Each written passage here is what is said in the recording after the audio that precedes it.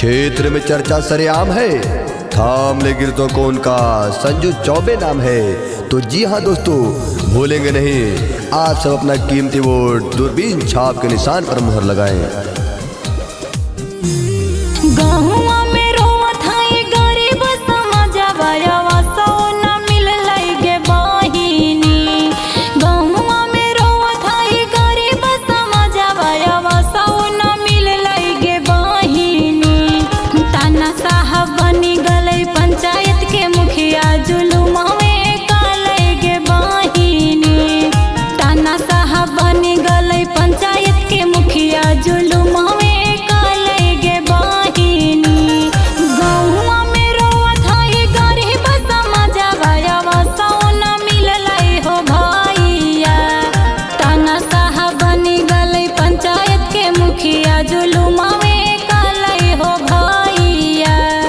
बदल देंगे, ताज बदल देंगे, बेईमानों का राज बदल देंगे।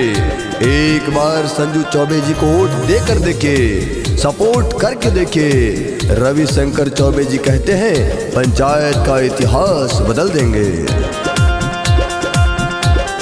Music by Santosh Pandey, Mahavirganj, Chhattisgarh.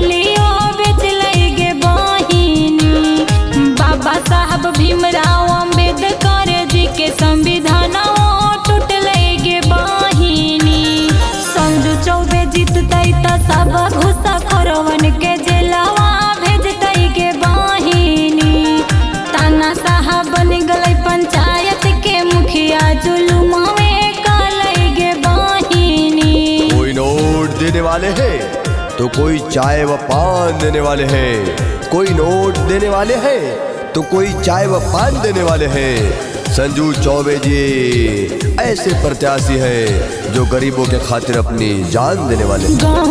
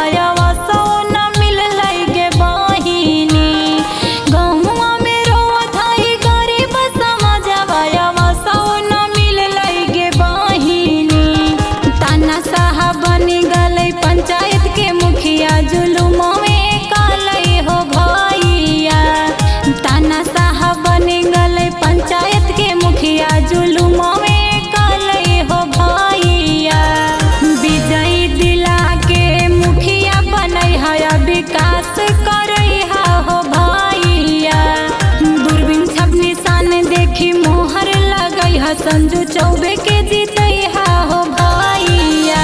वो लूट रहे हैं सपनों को, मैं चैन से कैसे सो जाऊं। वो बेच रहे हैं पंचायत के तात कला को, खामोश मैं कैसे रह जाऊं। ये कहना है संजू चौबे जी का। तो जी हाँ दोस्तों, आप सब अपना कीमती वोट रविशंकर चौबे जी की धर्मपत्नी संजू चौबे जी को क्रमांक संख्या 5 दूरबीन छाप पर मुहर लगाकर अपार मतों से विजयी बनाएं एवं सेवा करने का अवश्य मौका दें। संजू चौबे जिंदाबाद, जिंदाबाद जिंदाबाद। संजू चौबे जिंदाबाद, जिंदाबाद जिंदाबाद। रविशंकर चौबे जिंदाबाद, जिंदाबाद जिंदाबाद। केतात कला पंचायत के जनता जिंदाबाद, जिंदाबाद जिंदाबाद। दूरबीन छाप जिंदाबाद, जिंदाबाद जिंदाबाद। दूरबीन छाप जिंदाबाद। जिंदाबाद जिंदाबाद।